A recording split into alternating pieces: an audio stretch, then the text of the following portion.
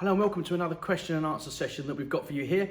Today we're talking about downlighters in domestic situations, and the question that we get here at Skolmore Group quite a lot is, do they all need to be fire rated? So I've got two examples for you here. I've got a downlighter without an intermittent strip and one with. So you see the blue, that's the intermittent strip. That's the stuff that expands when it comes in contact with heat. So any heat on that will expand, fill in the hole, stopping fire traveling from one zone into another zone.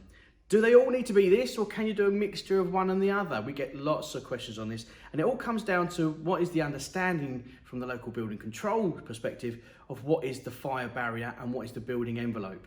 So normally what we're seeing is, this is pretty common across all of the UK, that the ground floor up to the second floor, where there is a fire barrier of maybe half-hour plasterboard, that's not actually a strict fire barrier throughout the building.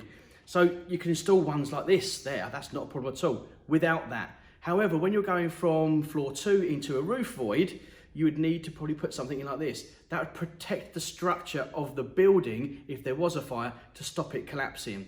So to answer the question bluntly is, it depends on your understanding of building control requirements in borough to borough. So sometimes you will be absolutely fine to install without, sometimes you do need to install the ones that have got the fire protection built in.